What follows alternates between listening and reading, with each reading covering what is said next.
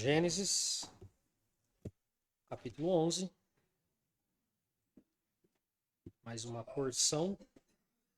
Gênesis, capítulo 11, do verso 10 ao verso 26.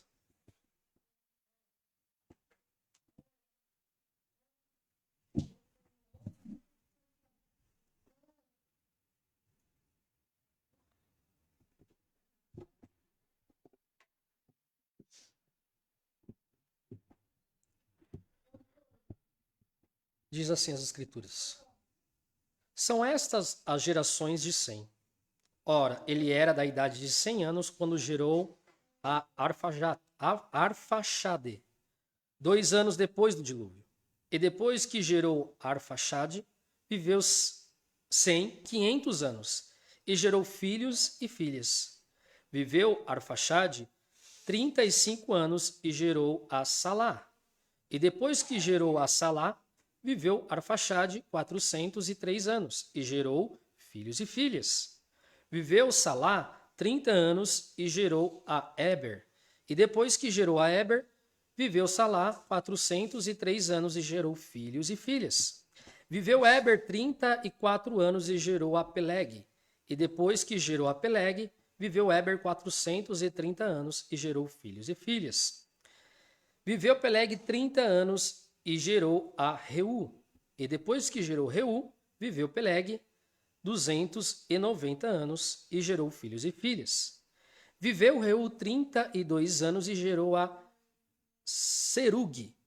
E depois que gerou Serug, viveu Reu 207 anos e gerou filhos e filhas. Viveu Serug 30 anos e gerou a Naor. E depois que gerou a Naor, viveu Serug 200 anos e gerou filhos e filhas. Viveu Naor 29 anos e gerou a Terá. E depois que gerou a Tera, viveu Naor 119 anos e gerou filhos e filhas. Viveu Tera 70 anos e gerou Abraão, a Naor e a Arã. Amém? Vamos fazer mais uma oração para a exposição bíblica. Senhor nosso Deus e Pai, agora é o momento de nós ouvirmos a Tua palavra. É a hora mais sublime, ó Deus. É a hora que o Senhor fala conosco por meio das Escrituras expostas. É a hora que nossos corações são transformados, em que vidas são salvas, porque a fé vem pelo ouvir, e ouvir a palavra do Senhor, ouvir o Evangelho. Ó Deus, que neste momento nós venhamos estar atentos ao que o Senhor quer falar, ao que o Senhor quer tratar em nossos corações, talvez corrigindo, talvez exortando, talvez encorajando, mas seja da forma que for, fale conosco, Senhor, porque a nossa alma anseia por ouvir a sua voz. Ansiamos nessa manhã em ser fortalecidos, corrigidos, exortados por meio da Tua palavra, e a Tua palavra, ela é própria para isso, Senhor. Que o Senhor possa nos ajudar a compreender, Espírito Santo, a entender, a viver, a praticar a palavra. Nos ajude, Senhor. Nos ajude, Espírito Santo, aplicando a palavra em nossos corações, para que nós venhamos viver a boa, perfeita e agradável vontade de Deus. Senhor, nos ajude nesse momento. Eu oro e clamo no nome de Jesus Cristo. Amém. Irmãos, dando continuidade à exposição,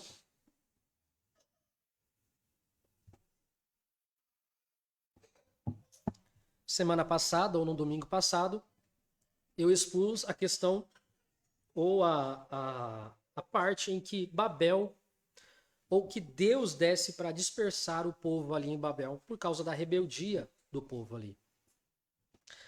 Agora, porém, o Moisés, ele vai de novo retroceder para explicar algo. Só que agora ele vai trazer de uma forma diferente. Se vocês notarem, essa mesma descendência em partes, ela é exposta no capítulo 10. Só que agora ele tem um outro objetivo com a exposição dessa descendência. Nós vamos ver que tem algumas diferenças, alguns nomes são tirados e são postos outros nomes, porque Moisés aqui tem um objetivo, e para que os irmãos já estejam situados.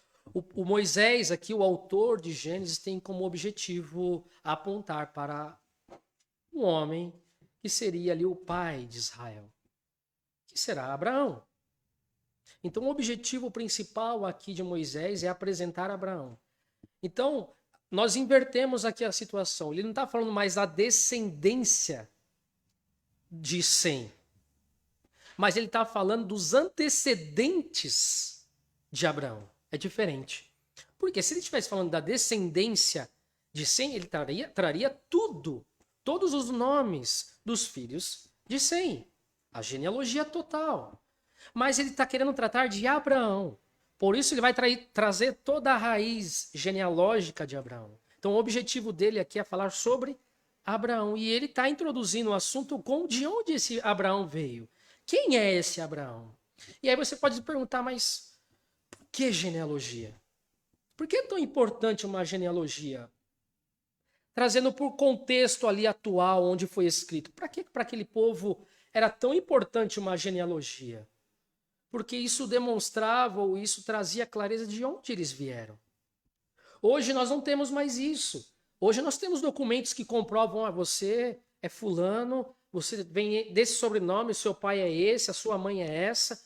Mas para autenticar a descendência ou uma pessoa era necessário trazer o quê? A descendência dela, a genealogia dela, para mostrar, não, realmente esse aí vem de uma família talvez real, talvez uma família não tão abastada, mas isso trazia dignidade às vezes para as pessoas, porque mostrava de onde elas vieram. E se vocês perceberem, já estudaram Gênesis, Moisés escreve esse texto, esse livro, no deserto. Ou seja, o povo de Israel passou 400 anos no Egito, perdeu totalmente a sua ideia de onde vieram, perdeu totalmente a sua descendência, a sua genealogia. Aí talvez surgiria ali uma pergunta, mas de onde nós viemos? 400 anos como escravos no Egito, de onde nós viemos? E Moisés tem como pretensão aqui, com essas genealogias, trazer essa raiz. Quem são eles? E outra pergunta, quem é esse Deus que nos tirou do Egito? Esse Deus poderoso. Então, Moisés vai trazer, esse aqui é o Criador de todas as coisas. Por isso Moisés ele vai relatando toda a genealogia, tanto dos céus, da terra, como a genealogia humana, para trazer o que? A compreensão desse povo de quem eles são. Quem somos nós? Então Moisés vai responder com essas genealogias. E agora ele vai trazer de onde realmente esse povo veio. De onde é a raiz desse povo? Porque se nós falamos de um povo eleito, quem é o pai desse povo eleito? Para o povo de Israel, Abraão é alguém importantíssimo. Foi dali que veio todo o povo de Israel. Ele é o pai da nação israelita. Então isso era primordial para eles entenderem quem era esse Abraão, de onde ele veio, quem era o pai dele, qual a sua genealogia. Então Moisés está trazendo essa compreensão para o povo, para que eles possam entender quem eles são, de onde eles vieram e qual o objetivo desse povo ser eleito. Que nós vamos ver ao longo da exposição de Gênesis por que o Senhor quis esse povo. Um povo que vem de um Abraão, que anteriormente era Abrão, vindo de um povo totalmente idólatra, mas Deus escolheu esse Abrão para que ele fosse o pai das nações e que por meio dele as nações fossem abençoadas.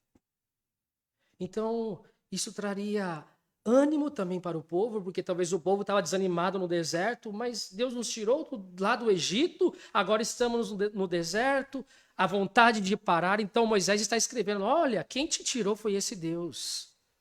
Olha de quem vocês são. Olha o porquê que vocês foram escolhidos. Existe um objetivo, ou seja, trazendo ânimo para esse povo para continuar. E trazendo uma aplicação nessa introdução, assim também somos nós. Muitas vezes nós esquecemos de onde nós fomos tirados. O desânimo muitas vezes bate à nossa porta, porque às vezes nós esquecemos da salvação. Porque se nós lembrássemos todo dia de onde Deus nos tirou, isso nos traria sempre a satisfação nele, a alegria nele. Por isso que a pregação da palavra ela é importante. Porque ela está sempre trazendo quem você é, de onde você foi tirado e para que você foi eleito. Por isso que nós estamos aqui. O pregador ele não é para trazer novas revelações. Olha, eu vou trazer aqui uma nova perspectiva do evangelho. Não, o pregador, a única função dele é ratificar de onde você é, de onde você era, por que você nasceu e qual o objetivo do que você foi salvo, por que você foi salvo. Esse é o objetivo do pregador. É sempre ratificar, é trazer à sua memória quem você é. O Deus que te tirou, de onde ele te tirou e para que ele te tirou daquele lamaçal do pecado.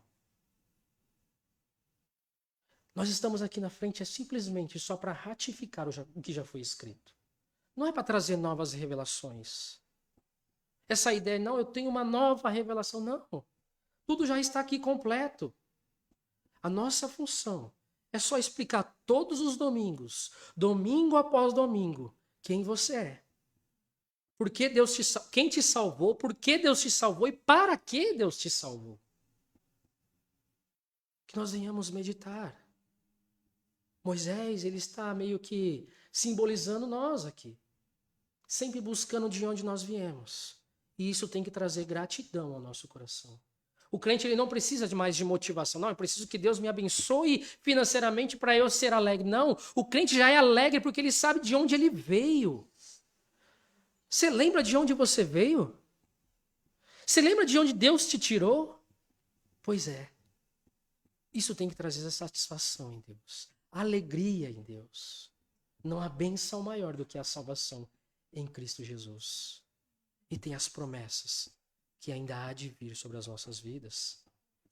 Então Moisés tem como objetivo trazer exatamente isso ao povo. E agora, especificamente, é mostrar quem é esse Abraão, esse pai da nação de Israel. E que no Novo Testamento é aquele que seria, por meio dele, todas as nações seriam abençoadas. Então Moisés está tendo como objetivo agora é centralizar a questão, o próprio Abraão, o pai da fé. E assim nós adentramos ao texto. Verso 10. Que diz assim, a primeira parte, a parte A do verso. Este é o registro da descendência de Sem. Moisés, novamente, volta a falar da genealogia de Sem. Então, conforme eu falei, novamente ele está trazendo a genealogia de Sem, a descendência de Sem, mas de uma forma diferente. E aí, é diferente do que o capítulo 10, onde o autor tem a intenção de falar das origens dos povos. Agora, no entanto, o destaque é Abraão. A intenção é mostrar a árvore genealógica do pai da fé. E não da descendência de Sem novamente. Tudo será para culminar neste patriarca. A pessoa mais importante para os judeus. Tudo será para culminar nele. Notamos isso quando comparamos com a descendência de Sem, descrita no capítulo 10, no verso 22 ao verso 30. Se você puder voltar aí, do verso 22 ao verso 30, e diz aí, ó, aí você pode fazer uma comparação depois. Verso 22 ao verso 30. Os filhos de Sem são Elão, Assur, Arfaxade, Lude e Arão. Os filhos de Arão, Uz, U, Jeter e Mas. Arfaxade gerou a Selá e Salá gerou Eber. A Eber nasceram 2 filhos, um teve por nome Peleg, porquanto em seus dias se partiu a terra. E o nome de seu irmão foi Joctã. Joctã gerou a Almodá e Selefe, e Azar, Mavé, e Gerá. E Adorão, a Uza, a Dicla, a Obal, a Abimael, a Sabá, a Ofir, a Avilá e a Jobabe. Todos esses foram filhos de Joctã e habitaram desde Messá, indo para Cefar, montanha do Oriente. Então, se você fizer uma comparação do capítulo 10, que vai falar a descendência desse patriarca também, desse primórdio aqui que é Sem, se você comparar essa genealogia com essa, você vai notar algumas diferenças. Moisés ele vai tirar alguns nomes e vai trazer outros nomes importantes aqui por causa de Abraão, conforme eu já disse. Moisés omite neste capítulo os nomes de Elão, Assur, Lude e Arã, destacando somente a linhagem eleita de Arfaxade, de onde virá Abraão. Então, conforme eu falei, o objetivo aqui de Moisés é trazer Abraão para a história. Então, agora ele tira certos nomes e traz especificamente os nomes daqueles que foram os antecedentes de Abraão, para mostrar, olha, Abraão veio dessa linhagem.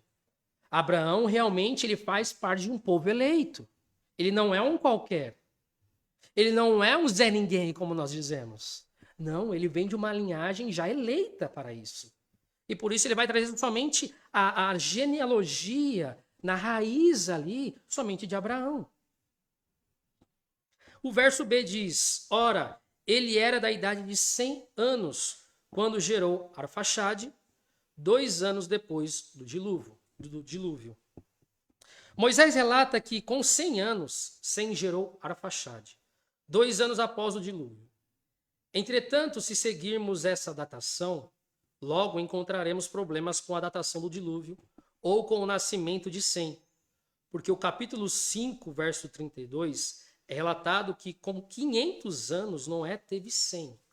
Então, para que os irmãos entendam que há um problema textual aqui, e que nós vamos tentar resolver. Quando Noé ele gera os seus filhos, Sem, Cã e Jafé, ele tem 500 anos. Com 100 anos, ou com 600 anos, ele adentra a arca com os seus filhos. Só que aqui o verso que nós estamos lendo, o verso 10, está falando que com 100 anos, Sem teve Arfaxade. E aí você pergunta, mas como?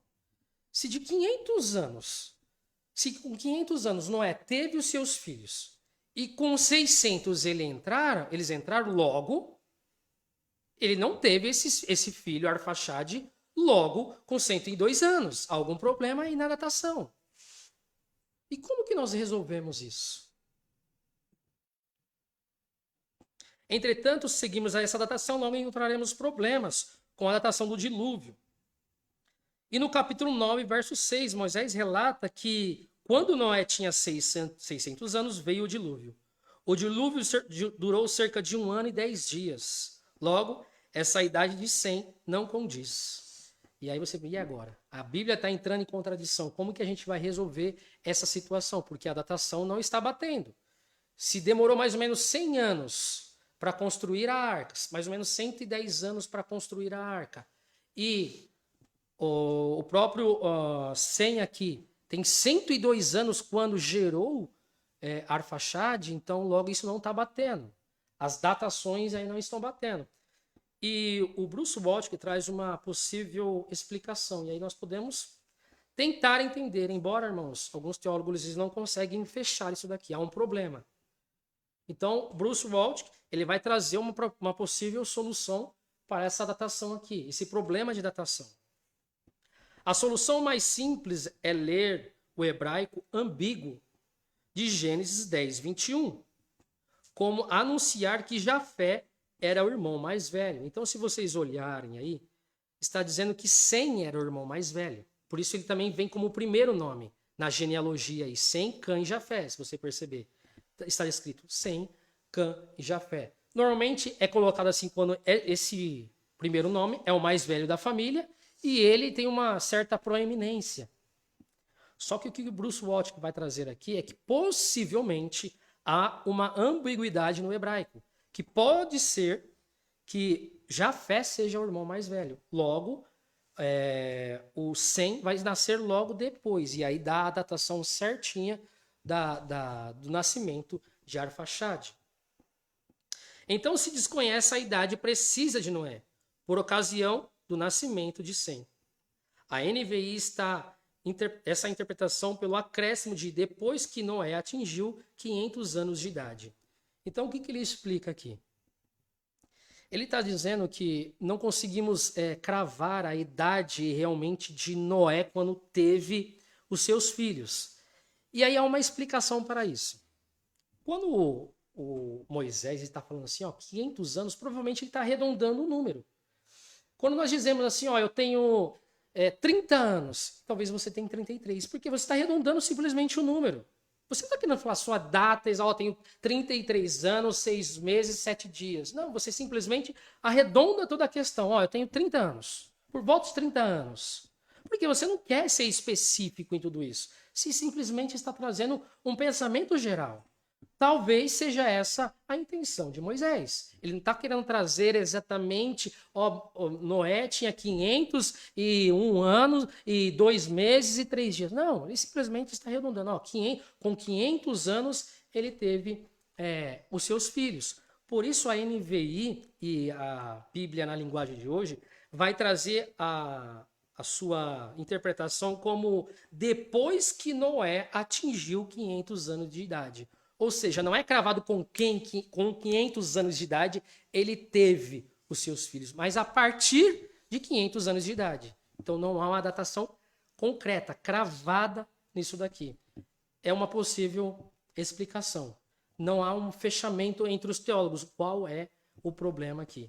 Mas, dentre todos os pensamentos, eu percebi que esse é o que mais faz sentido.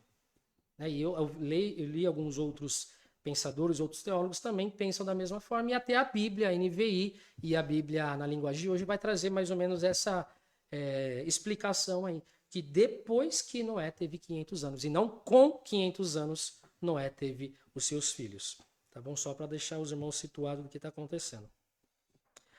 Aí vai aparecer Arfaxade. Os irmãos já ouviram falar desse nome. O próprio pastor, ele expôs quem foi esse homem, Arfaxade, mas só para trazer uma breve lembrança aos irmãos, no capítulo 10, o verso 22, é mencionado como sendo o terceiro dos 4 filhos de Sem. Ele se estabeleceu no nordeste dos assírios. Aqui ocorre sozinho, pressupondo que a prioridade da linhagem não tem por base ser ele o primogênito, mas na eleição divina. Então, se vocês compararem aí o 10 com 10, 22, volte um pouquinho aí, 10, 22. Os filhos de Sem são Elão, Assur, Arfaxade, Lude e Arã. Os filhos de Arã, Uz, Jeter e Mas. Arfaxade gerou a Salá e Salá gerou a Éber. Moisés aqui ele não traz todos esses nomes. Por quê? Porque a intenção dele não é falar os outros nomes. É simplesmente trazer a genealogia ou a descendência do próprio Abraão. O nome, então, mais importante aqui é Arfaxade. Por isso que ele não vai trazer esses outros nomes, somente de Arfaxade, por causa do objetivo do autor. Entende? Não porque, então quer dizer que ele não tinha irmão nenhum agora. Não, é simplesmente por objetivo. Ele tem como objetivo mostrar de onde veio Abraão. Por isso ele só traz o nome de Arfaxade. É só uma perspectiva diferente para que haja uma compreensão melhor. E verso 11. E depois que gerou Arfaxade, viveu 500 anos e gerou filhos e filhas. O autor aqui destaca que Sem viveu mais 500 anos, tendo mais filhos e filhas. Trazendo destaque que, embora ele tinha tido mais filhos, é a descendência de Arfaxade que é a eleita. Por isso que ele está falando filhos e filhas. Ele não está relatando os nomes dos outros filhos. Por quê? Exatamente por causa do objetivo dele. Ele não tem como objetivo trazer toda a genealogia de Sem, mas trazer os antecedentes familiar do próprio Abraão. Por isso que ele só fala filhos e filhas. Vale destacar que aqui Moisés não relata quando cada um desses membros da genealogia também morreu. Se vocês compararem as outras genealogias, ele fala, e fulano teve com 30 anos o seu filho, e que com 400 anos ele morreu. Aqui você não vai encontrar a datação de morte. Por quê? Aí você pode perguntar, mas por quê? Isso é importante também. Mas Moisés não tem isso como objetivo. Moisés não relata quando cada um desses membros da genealogia morreu, pois a ideia é de esperanças futuras, na vinda do primogenitor do povo de Israel. Por isso, a ocultação dessa data. Então, por que ele não traz uma datação de morte dessas pessoas aqui relatadas? Por causa do objetivo. O objetivo dele é trazer esperança e não ficar relatando sobre morte, mas trazer uma perspectiva ao povo de onde Abraão veio. É já ter um breve vislumbre de quem ou de onde eles vieram e quem é Abraão. Por isso que a intenção dele não é falar de morte, mas é simplesmente a da descendência. Para isso despertar esperança, já para que eles olhem rapidamente de onde Abraão veio e não ficar relatando sobre morte. E isso nós vamos ver nos capítulos anteriores, ele vai trazer algumas datações de morte, de vida. Agora ele não tem como objetivo fazer isso, mas simplesmente trazer esperança. Porque morte sempre traz um certo desconforto. Mas quando você fala de vida, gerar, você percebe que ele sempre está falando, gerou vida e gerou tantos. Por quê? Isso traz esperança às pessoas. Verso 12. Viveu Arfaxade 35 anos e gerou a Salá. E depois que gerou a Salá, viveu Arfaxade 403 anos e gerou filhos e filhas. De acordo com o Evangelho de Lucas, no capítulo 3, o verso 32, você consegue colocar para mim, Israel, por favor? Cainã, que foi pai de Salá. E aqui você vai também encontrar uma ocultação de um nome aqui. Lucas 3, 32.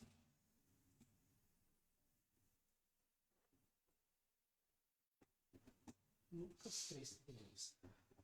Filho, aqui vai estar falando da genealogia de Jesus, tá? E aqui o Lucas ele vai trazer um nome que aqui, no verso que nós estamos pensando e expondo, Moisés ele oculta.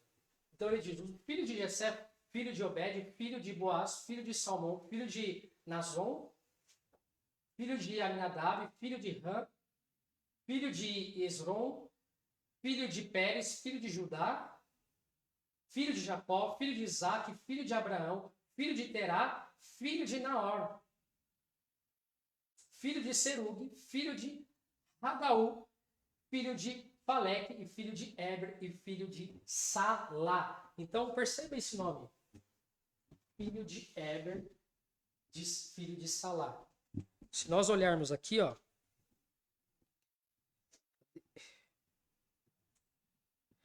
diz que Arfaxade gerou a Salá. Percebe a ocultação do nome?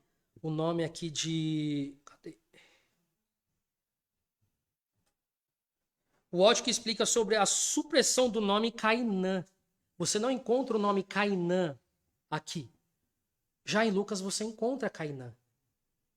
Por quê? Por que houve essa ocultação?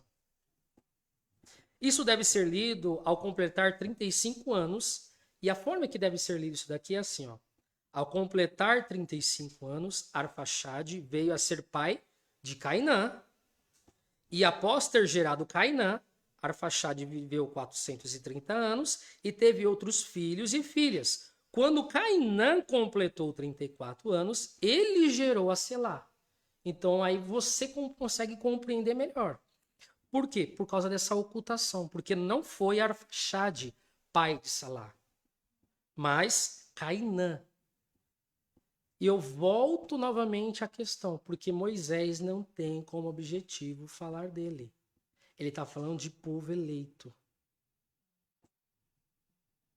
E depois que gerou a Selá, Cainã viveu 330 anos e teve outros filhos e filhas. Tal omissão é facilmente explicada pela similaridade dos dois registros, um erro comum por escriba. Aí aqui o Ótico ele traz uma explicação do porquê pode ser que em Lucas tem e aqui em Gênesis não tem. Alguns vão explicar que talvez o escriba ele simplesmente não relatou o nome.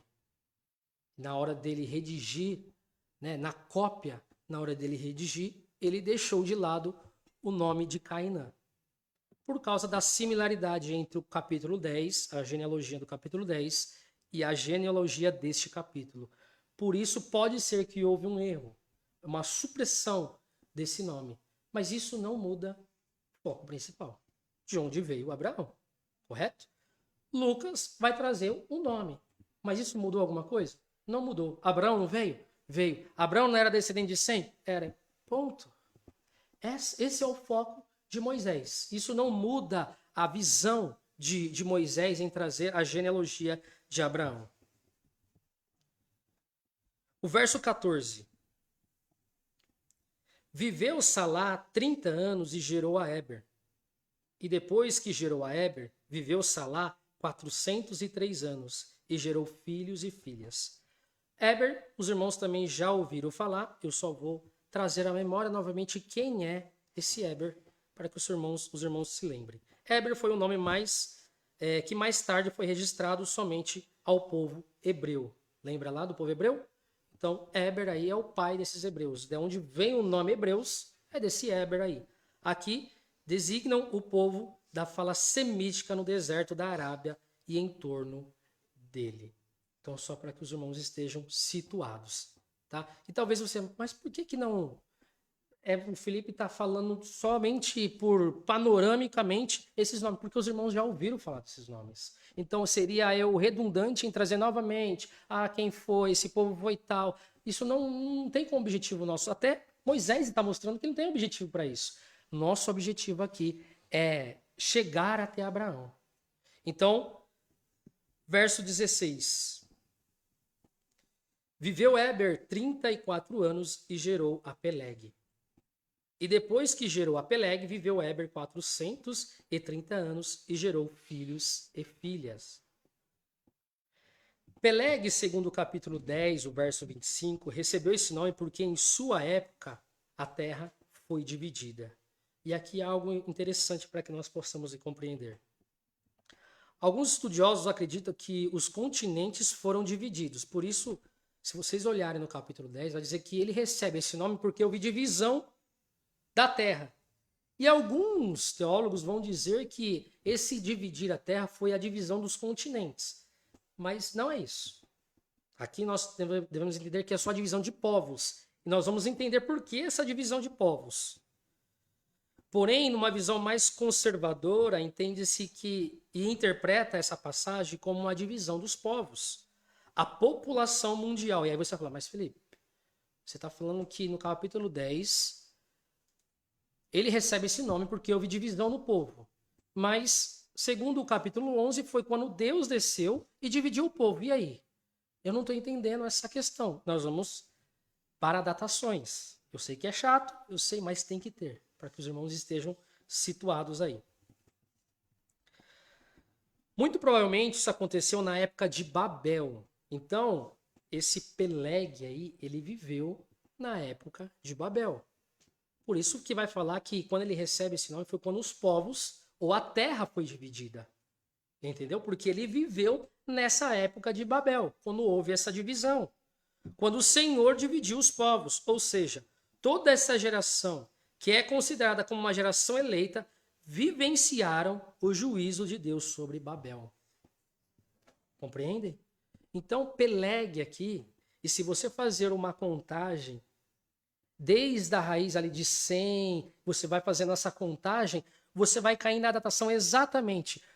Quando nós falamos de Babel, foi 101 anos depois do dilúvio. Se você fizer a contagem de datações de anos, até Peleg dá 101 anos, certinho. Ou seja, isso mostra que Peleg viveu na época da Torre de Babel. Por isso que fala da divisão da terra. Por isso ele recebe esse nome. E não houve uma divisão de continentes, e não é uma nova divisão de povos, é simplesmente que Moisés está voltando novamente para explicar. Lembra que eu expliquei semana passada? Moisés não está trazendo cronologicamente, mas ele vai relatando, volta e explica. Vai relatando, volta e explica. A mesma coisa está acontecendo aqui. Então, Peleg, ele viveu nesta época da divisão que Deus, o próprio Deus, fez a divisão dos povos e das línguas. E aqui traz uma aplicação a nós. Isso nos traz uma lição. Que os eleitos de Deus passaram por momentos difíceis. Porque se vocês olharem, conforme eu expliquei aos irmãos, ele era de uma linhagem eleita. Mas eles passaram ali pelo juízo também.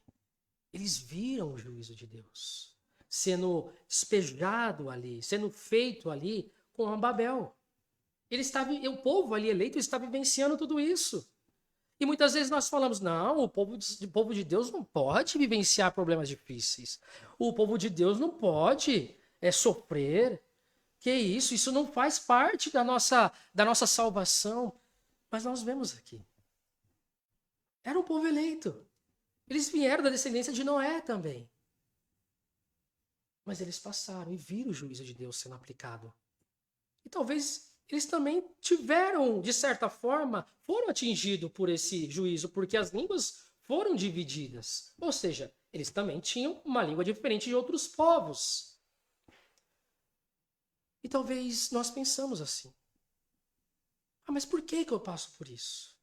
Mas por que passar por dificuldades? Mas por que eu tenho que vivenciar tudo isso? E nós olhamos os relatos bíblicos, esses homens passando. Mas há uma diferença, irmãos. É o que Davi diz. O Senhor é nosso escudo. Nós passamos, sim, por dificuldades. Nós vivenciamos certos juízos de Deus àqueles impenitentes. Mas o Senhor conserva os seus eleitos. Como Noé. Noé não estava vivendo no tempo de total depravação? Onde o próprio Deus olha e sente repulso às atitudes daquele povo? E sobre uma promessa de que entregaria ou despejaria uma ira sobre aquele povo? E Noé vivencia aquilo ali. Mas perceba que Noé é poupado. Ele passa, sim. Percebe que ele está no meio do dilúvio. Mas a vida dele é poupada. Assim é a vida do eleito. Nós passamos por dificuldades, sim. Lutas, perseguições. Nós vimos o próprio Davi sendo perseguido pelo próprio filho. Mas os eleitos de Deus são preservados. É o que nós chamamos de perseverança dos santos. Eles continuam. Por quê? Porque o objetivo de Deus é completar aquilo que ele prometeu. Até por juízo divino. Conforme eu falei, como aconteceu com Noé e sua família. Mas Deus poupa os seus eleitos de serem punidos. Ele preserva a igreja. Ele é o detentor dela. Ninguém pode ou poderá tocá-la. E há muito se fala, mas a igreja está se perdendo. Não, os irmãos. A igreja está sendo segurada, poupada pela mão de Deus. Porque é Ele o detentor dela. Pode vir perseguições, pode vir lutas, mas Deus, ele poupa a igreja, Ele poupa os seus eleitos. Mas isso não significa que nós não passaremos por grandes dificuldades. E eu tenho certeza que os irmãos estão passando ou irão passar por dificuldades. Mas a diferença é que Deus poupa a sua vida. Ele preserva a sua vida. Talvez você pode perder a sua vida terrena, mas sua vida eterna está garantida. Nossos olhos podem fechar aqui na terra, mas eles serão abertos na eternidade. Porque Deus poupa os seus eleitos. Nenhum dos seus se perderá. Nenhum. Não é o que Jesus disse? Que nenhuma das suas ovelhas se perderá? É o que está acontecendo aqui. Deus ainda está poupando os seus eleitos. Eles estão vivenciando tudo, o juízo de Deus. Olha a família de Noé vivenciando 2 juízos. O juízo lá do dilúvio, vendo toda aquela inundação, vendo o juízo aqui em Babel, a dispersão dos povos, e Deus poupando os seus eleitos, conduzindo os seus eleitos, guiando os seus eleitos. Se deleite nesse Senhor, como Davi diz. Eu deito, durmo, eu pego logo no sono, porque é Deus que me sustenta. Por que você está tão afligido? Por que tanta ansiedade nesse seu coração? É Deus que está guiando a história. E Ele não deixará que nenhum dos seus se perca. Ele nos poupará. Verso 18. Viveu Peleg 30 anos e gerou a Reu. E o verso 19 também, junto. E depois que gerou a Reu, viveu Peleg 209 anos e gerou filhos e filhas. O nome Reu aí, e aí nós não vamos encontrar mais esse Reu nas outras genealogias, somente aqui. O nome Reu também não aparece na descrição da descendência de Sem, no capítulo 10, verso 25 e 26. Volta aí um pouquinho de novo. 10, verso 25 e 26.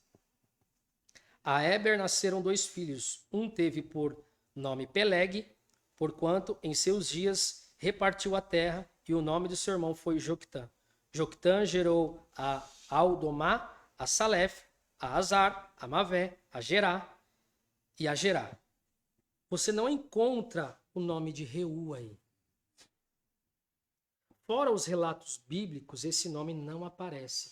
Então você não vai encontrar em livros de história o nome Reu. E aí alguns teólogos também vão trazer algumas explicações do porquê que não aparece ele. Se você buscar em livros de histórias, esses nomes, alguns nomes aqui vão aparecer. Se você buscar histórias, livros seculares, né, que a gente diz, nosso dito cristão, livros seculares aí, você encontra esses nomes. Talvez um pouco diferente, mas é o mesmo nome. Mas Reu não é encontrado. E o Ótico explica que a descendência de Peleg, de onde o nome Reu vem, se estabeleceu na parte superior da Mesopotâmia. O que talvez explique o não relato desse nome. Ou seja, ele foi junto com Peleg para a parte da Mesopotâmia. E lá ele ficou. Por isso, talvez não foi importante para os redatores trazer esse nome. O importante ali era trazer o nome de Peleg. Lembre-se que no capítulo 10 é a expansão dos povos. Entende? Então, por isso que o autor não tem como objetivo trazer esse nome Reu somente aqui. E porque ele foi e subiu junto com Peleg para a parte superior da Mesopotâmia. Talvez essa seja uma explicação o porquê não aparece mais esse nome Reu. Provavelmente uma abreviação de Reu, de forma que significa amigo. Então, Reu tem uma derivação de Reuel, e que significa amigo aí. No Antigo Testamento, Reu também é mencionado em Crônicas, ou seja, 1 Crônicas 1:25, além de ter sido incluído na genealogia de Jesus, na forma grega, Regaú, você vai encontrar. Coloca para mim, por favor.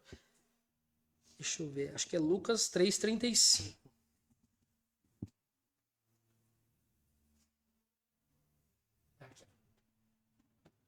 Filho de Serume, filho de Regaú. Hagaú, perdão. Filho de Hagaú. Essa é uma derivação desse nome. Então só aparece, perdão, nesses textos o nome de Reu, tendo essas breves derivações aí, mudança desse nome aí, mas que é a mesma pessoa.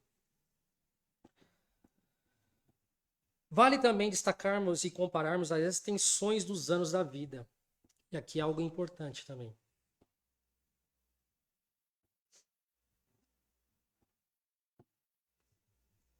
Se vocês notarem, os anos de vida aqui dos antecessores aqui era maior o tempo de vida. Por exemplo, quando Peleg ele gerou Reu com 209 anos. Se você voltar na genealogia anterior aí, dá mais ou menos 400 anos, quando começaram a ter filhos e filhas. Só que aqui já diminui pela metade, para 200. E aí você se pergunta, nossa, mas por que uma mudança tão drástica assim de tempo, de vida?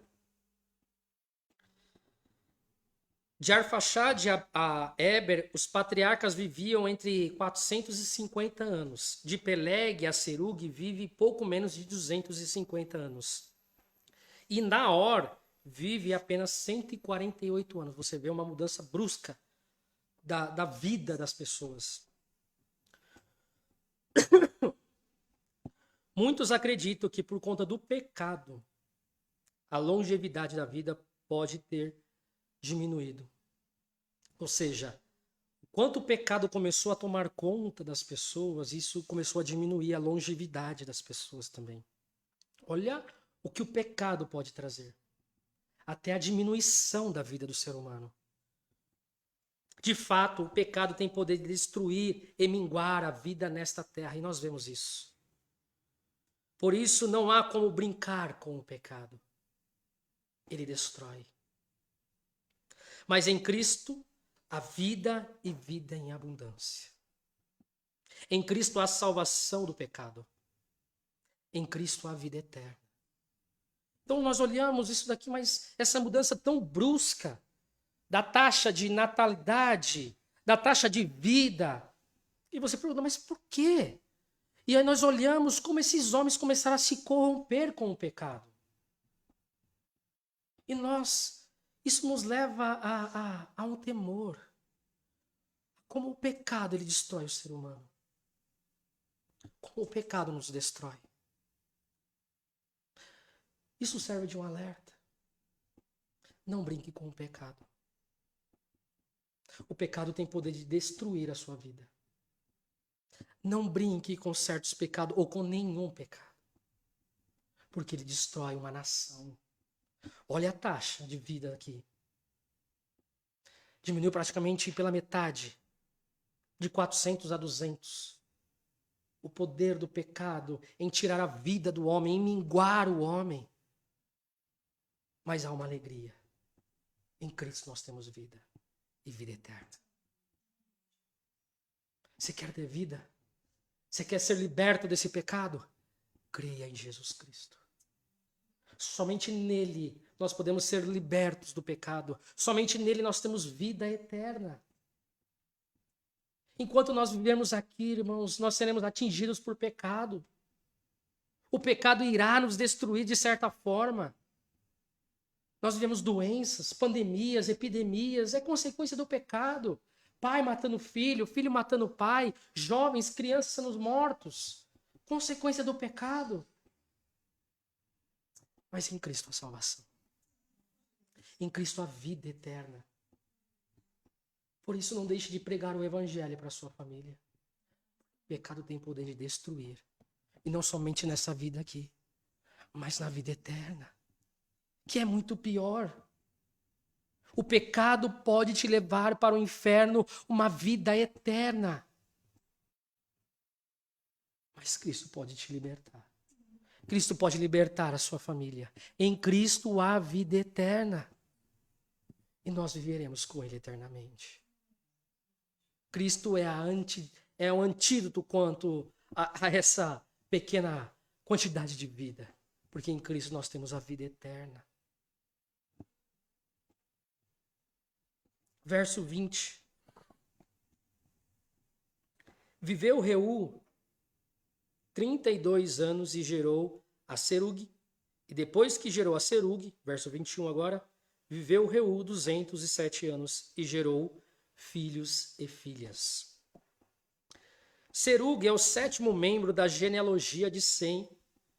É aparentado com Sarugue, na língua arcádia. Um lugar perto de Harã. Então você tem um nome tanto de pessoas, esse nome aí, Serugue, como de lugares, né, geográficos, para Sarugue, na língua arcádica. Então você vai encontrar nas escrituras também isso. Talvez você, mas isso aqui é nome de pessoa ou nome de cidade? Então você saiba que existe essas duas aplicações desse nome, tanto de cidade quanto de pessoas. E esse lugar também está situado perto de Harã. E Harã também é o nome de um dos descendentes aqui, mas que também é o nome de um lugar. Então, sempre quando você se deparar, você deve perceber todo o contexto do que está sendo falado. De contexto geográfico ou de pessoas, para não trazer uma confusão à sua mente. Possivelmente, esse local de Serugue, mais tarde, é um possível centro cristão que existe até hoje, com o nome de Zerudache, situado em Harã e Eufrates. Na história oriental, é muito comum que uma cidade receba o nome de uma tribo ou de uma pessoa específica. Serug também aparece na genealogia de Jesus. Então, só para que os irmãos entendam, normalmente os nomes de lugares, assim como hoje, nome de rua, é sempre o nome de alguém. Né? Governo, governador, tal. Ah, professor, tal. Então, acontecia isso aqui também. Era dado nome às cidades. Por isso, às vezes, você vai encontrar, parece com o mesmo nome, mas dado a geografias, a lugares geográficos e também a pessoas. Então, é necessário você ter essa atenção ao ler as Escrituras. O verso 22 aí. Verso 22. Verso 22 e 23. Viveu Serug 30 anos e gerou a Naor. 23. E depois que gerou a Naor, viveu Serug 200 anos e gerou filhos e filhas. Naor também é um nome de um lugar na Mesopotâmia superior. Então percebe que é sempre essa aplicação. Os nomes sempre são usados às vezes em localidades e usado também a pessoas. Você vai encontrar no capítulo 22, verso 23 e no 24, verso 10. O nome Naor significa roncador aí. Talvez, não sei, roncava à noite. Os especialistas não conseguem relatar, mas o nome dele significa roncador. E tanto o avô quanto o irmão de Abraão, ou de Abrão, chamavam-se Naor. Então você percebe tanto o irmão de Abraão, chamado Naor, quanto esse Naor aqui relatado nos versos anteriores. O uso nesses dois textos aí, o nome Naor. Seu neto, irmão de Abraão, também recebeu seu nome. Alguns teólogos explicam que, por conta desse nome ter sido utilizado em outras gerações, demonstra a união da família. O que realça ainda mais a dificuldade de Abraão sair no meio de sua família e atender ao chamado de Deus. Quando o povo, naquela época, dava o nome do avô ao filho, demonstrava uma certa união entre a família. Talvez trazendo uma homenagem ao pai, ao avô, ao bisavô. Isso nós fazemos também hoje. Mas nós usamos sempre o Júnior, Jonas Júnior, Felipe Júnior, trazendo o nome, trazendo ao filho também, mas querendo talvez homenagear, trazendo um certo amor, um apreço por um ente querido. E aqui não é diferente. Talvez esse nome foi dado ao irmão de Abraão por essa união na família deles. E aqui traz uma aplicação para nós. Agora você pense em Abraão sendo tirado do meio da sua família, tendo esse laço de amor para obedecer à voz de Deus, para um lugar que ele sequer conhecia. O chamado ao Evangelho nos faz desvencilharmos das coisas que amamos. Abraão teve que ser tirado do meio da sua família para seguir o chamado de Deus. O nome dado ao irmão de Abraão mostra a união, o amor entre essa família. Percebe a dificuldade em sair do meio dessa família para Abraão? Poxa, deixar a sua família, o seu aconchego, o lugar onde ele se sentia amado, ele era amado e amava, para obedecer à voz de um Deus que talvez ele nem sequer conhecia, para um lugar que ele nem sequer saiba ou sabia. Assim também é o Evangelho. O Evangelho nos chama para viver uma vida com Cristo e nos desvencilharmos daquilo que nós amamos. O que você tem como apreço à sua vida? O que você tem com tanto zelo à sua vida? Talvez seja o seu marido, a sua esposa. Talvez para mim seja a Catarina, a Natana. Talvez seja o seu emprego. Ou como aquele jovem rico lá com Jesus, as riquezas. O Evangelho nos chama a nos desvencilharmos dessas coisas e nos apegarmos somente a Cristo. É somente Ele na nossa vida. Ele não divide a sua glória com ninguém. Seguir a Cristo requer renúncia, irmãos. Requer distanciamento da vida pecaminosa. O seu pecado aí de estimação. O Evangelho exige que nós deixemos a nossa vida de pecado. Porque Abraão saiu de uma vida de pecado. Porque onde ele vivia era um povo pagão. Um povo idólatra. Assim é a vida do crente, quando é chamado pelo Evangelho. Se você tem vivido uma prática pecaminosa constante, talvez ainda você não abriu mão de tudo pelo Evangelho. Qual é o pecado que tem escravizado a sua vida? Qual é o pecado que você tem tanto apreço?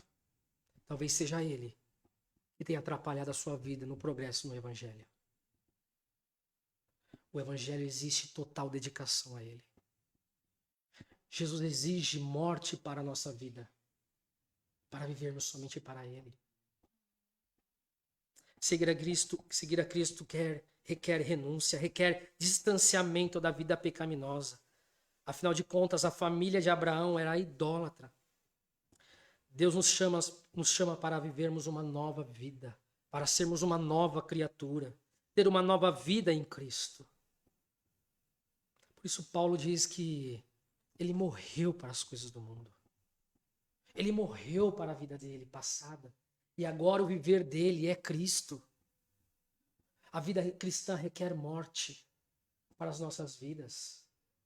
Isso é o símbolo do batismo. É morrer para a nossa prática antiga de vida e viver integralmente e totalmente a Jesus Cristo. E talvez as suas orações tenham sido em vãs porque você ainda tem o seu coração preso em alguma coisa. Talvez você sempre pede sexta-feira após sexta-feira, olha, eu preciso de ajuda porque eu estou fraco na fé, eu não consigo avançar no Evangelho, eu não consigo me dedicar a Jesus Cristo, mas porque você não se desvencilhou de algo. Existe ainda um ídolo na sua vida que está se equiparando ao próprio Jesus Cristo. Jesus não divide a glória dele com ninguém. Se você é dele, é somente dele. O que tem apegado o seu coração? Nós somos dele, irmãos, de mais ninguém. Essa é a loucura do Evangelho. Que nós perdemos para ganhar. Que nós morremos para viver. Parece loucura. Eu perco tudo que eu tenho para ganhar em Cristo Jesus. Eu morro para a vida deste mundo para viver em Cristo. Para ser servido, eu tenho que servir. Para ser o primeiro, eu tenho que ser servo também. Percebe a loucura do Evangelho? Mas é isso que Deus exige de nós. Que nós nos dediquemos totalmente, integralmente a Ele. Talvez a nossa igreja ainda não esteja avançando porque existem corações idólatras aqui.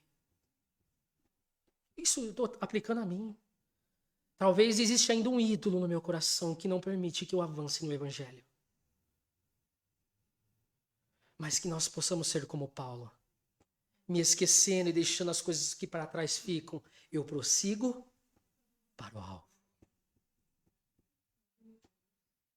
O nosso alvo é Cristo, irmãos. O nosso alvo é ser servos de Cristo integralmente, totalmente, ser parecidos com Cristo. É isso que Deus exige de nós. Largue essa vida de pecado. Porque esse pecado irá acabar com você. Mas eu quero te animar em Cristo a vida. Fale a Cristo o pecado que tem contaminado a sua vida, que tem escravizado a sua vida. Ele é poder para tirar. Ele é poder para arrancar você desse pecado. Verso 25 e 26. E depois que gerou a Terá, viveu Naor 119 anos e gerou filhos e filhas. Viveu Tera 70 anos e gerou a Abrão, a Naor e a Aram. Tera viveu em Ur dos Caldeus, conforme eu falei. Uma importante cidade na Suméria, onde hoje está localizada no Iraque. Era uma cidade totalmente pagã. Olha de onde Abraão veio. Que tinha como padroeiro Nana, divindade lunar. Então a padroeira lá da cidade de Ur é Nana. Então era uma cidade totalmente idólatra. Foi exigido de Abraão sair desse meio. Esse também era o nome de uma antiga cidade localizada próximo à cidade de Harã. Não se sabe ao certo por que Tera e sua família saíram de Ur. Não é relatado no texto aí. Se você procurar, não está relatado. Moisés não está relatando o porquê ele sai da cidade de Ur. Alguns estudiosos vão dizer que ele faz isso por prudência, porque em 950 a.C., Ur é destruída. Pode ser que ele já tenha essa visão em que a cidade iria ser destruída, então vamos sair daqui. Precisamos sair dessa cidade e buscar outra localidade para nós. Então ele sai dessa cidade. Mas nós percebemos também a mão de Deus, né? Deus está guiando a história. Era necessário que eles saíssem de Ur para que Abraão fosse chamado. Deus está guiando a história. Talvez com essa destruição da cidade. Estava dentro do propósito de Deus. Para quê? Para que Tera saísse desse meio para rumo a Canaã e rumo ao chamado de Abraão. Há momentos da nossa vida que nós não entendemos certas situações, mas tudo está no controle de Deus. Talvez momentos que nós olhamos, que momento inapropriado, que momento difícil na minha vida. Ver a sua cidade a ser destruída. Talvez você vê a sua família sendo destruída. Mas Deus sempre tem um propósito. Deus está guiando a história para que ele cumpra o seu objetivo, cumpra o seu propósito. Talvez você não entenda, talvez esse povo aqui, talvez Tera não entendia o que estava acontecendo. Mas lá na frente nós entendemos que era que Abraão fosse chamado para ser o pai das nações, o pai da fé. Por isso descansa no Senhor. Momentos difíceis vêm, mas tudo tem um propósito na vida do crente. É o que o Paulo diz, todas as coisas cooperam para o bem. Tudo está cooperando. Primeiramente para o propósito dele. Segundo, para o nosso bem. Que está tudo ligado ao propósito dele também. Descansa. Ele teve 3 filhos. E aí eu quero trazer o destaque aí. Abrão, que depois se torna Abraão.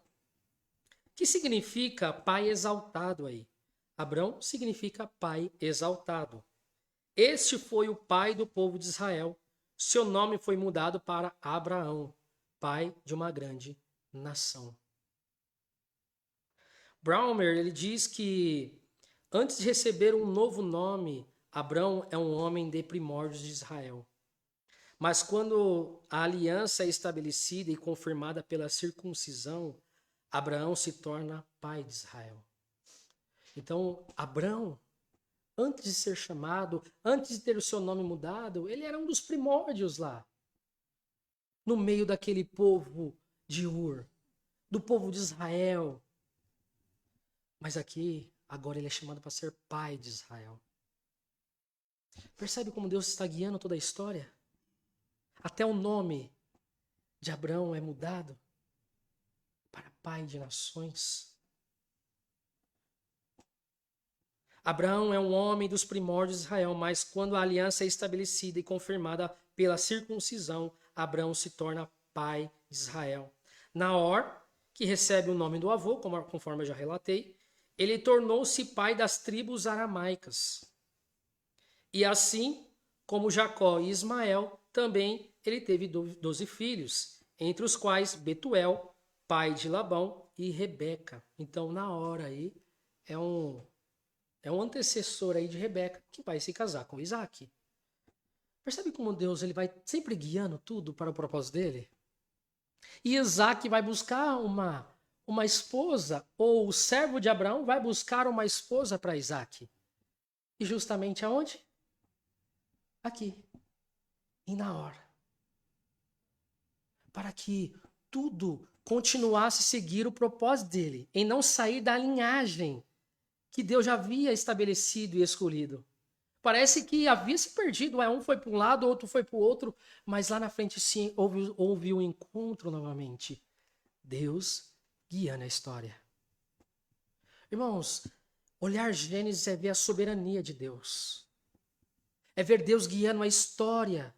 Não é um Deus distante, mas um Deus de perto, ali guiando de perto a história, analisando, vendo os fatos, olhando o coração, as atitudes de cada um, como foi em Babel, olhando a atitude daqueles homens com o coração totalmente obscurecido pelo pecado. Deus guiando a história. E quando parece tudo se perder, Deus vai e une novamente, cumprindo o propósito dele. Esse Deus controla a história. Esse Deus está controlando a minha e a sua vida. Tudo para um propósito primário que é a glória dele. Você foi feito, foi criado para glorificar a ele. E aí você pode falar, mas e os ímpios? Eles também vão glorificar a Deus. Sendo que punidos pelo pecado. Isso glorificará o que? A justiça de Deus, a santidade de Deus. Então tudo está sendo feito, está sendo arranjado para a glória de Deus. Tudo vai convergir para a glória de Deus. Querendo o homem ou não, tudo vai convergir para isso. E Paulo vai dizer que toda língua vai confessar que ele é o único Senhor. De uma forma ou de outra, irmãos, todos os povos vão se dobrar diante a Jesus Cristo. Deus está guiando a história. E nada está perdido, nada. Ele tornou-se pai das tribos aramaicas, e assim como Jacó, Ismael também teve 12 filhos, entre os quais Betuel, pai de Labão e Rebeca. E Arã, por último, é irmão de Abrão. O irmão mais novo de Abrão é o pai de Ló, Milca e Isca. Milca tornou-se esposa do seu tio Naor. E sobre Isca não temos mais nenhuma informação no Antigo Testamento. Ele morreu em Ur dos Caldeus antes mesmo de Tera, seu pai. Depois da morte de seu pai, Ló tornou-se representante da família. Portanto, as 3 linhas que partem de Teras são Abraão, Naor e Ló. E mesmo com a morte aqui do pai de Ló, Deus ainda continua no controle. Porque olha quem está continuando a história: Abraão, Naor e Ló. É glorioso ver isso. Quando parece que as coisas estão se perdendo, Deus vai e mostra, não está no meu controle, eu estou guiando a história. Tudo está sendo controlado por mim. E nota-se que a forma que Moisés ordenou os nomes de Abraão, Naor e Arã é muito parecido com a descrição dos filhos de Noé, Sem, Cã e Jafé. Você vai perceber a mesma ordem. Sendo que aquele que tem a primazia se destaca como primeiro. Sem era o nome eleito, o filho eleito. Aquele que tinha a primazia. Abraão também vem como nome primeiro, mostrando a primazia também de Abraão sobre os seus demais irmãos, sendo aquele o eleito para cumprir o propósito de Deus. Assim como Abraão, o nome de Sem também está como o primeiro na lista. Isso destaca a primazia deles entre os demais irmãos. O outro fator é que essa nova geração, advinda de Tera, daria início a um novo povo, que de fato veio por meio de Abraão. Não somente um povo unido por sangue, mas principalmente pela fé. Parece que os fatos vão se repetindo. Não sei se os irmãos ao lerem vocês percebem isso. Às vezes é uma roupagem um pouco diferente, mas a raiz é sempre a mesma. O pecado é o mesmo, a forma que Moisés está construindo o texto é o mesmo. E há sempre uma expectativa de que, não, agora em Noé as coisas vão melhorar, o mundo vai melhorar. Mas não. O mundo continua em pecado. Não, agora com Abraão vai vir uma nova linhagem. E o povo de Israel insiste em viver na prática pecaminosa. Somente em Cristo que há mudança, irmãos. É Cristo que muda a história. É só em Cristo que há uma mudança no coração e na mente do homem. Ele muda. Ele transforma o homem de pecador ao homem santo. É somente em Cristo que há uma nova linhagem, irmãos. Do povo eleito, da igreja. Somente em Cristo que há isso. As expectativas dos homens sempre são em homens. Não, agora sim. Agora as coisas vão mudar. Mas você vê sempre a história se repetindo. O homem caindo no pecado. O homem querendo ser como Deus. O homem querendo se achegar a Deus pelos seus meios. Sempre assim. Mas glória a Deus por Jesus Cristo, que nos une ao Pai, que nos traz uma nova geração. Se o primeiro Adão errou, esse segundo Adão foi perfeito. Se o primeiro Noé, ele pecou, esse segundo Noé, ele é santo. Se esse Abraão também pecou e a sua descendência não foi tão perfeita, a de Jesus Cristo é perfeita.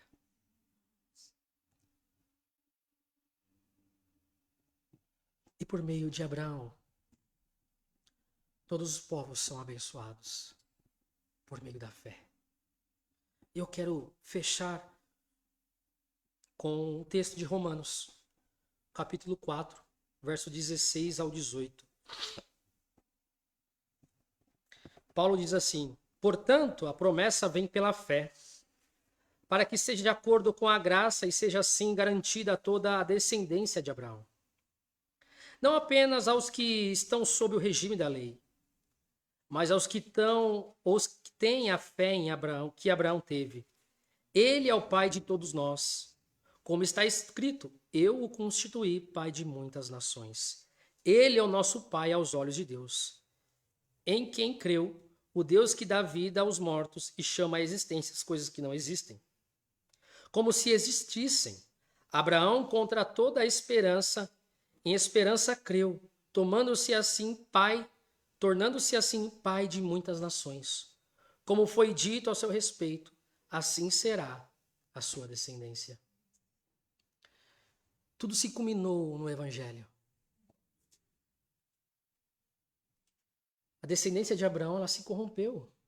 O povo de Israel, você vai ver, principalmente em Juízes, em Reis, em Crônicas, o povo sempre vivendo essa dubiedade. Uma hora está vivendo uma vida santa, daqui a pouco eles caem. Uma hora eles vivem corretamente, mas daqui a pouco eles estão vivendo imoralmente. E parece, mas então não foi certo o que Deus fez. Como ele pode ser o pai dessa nação?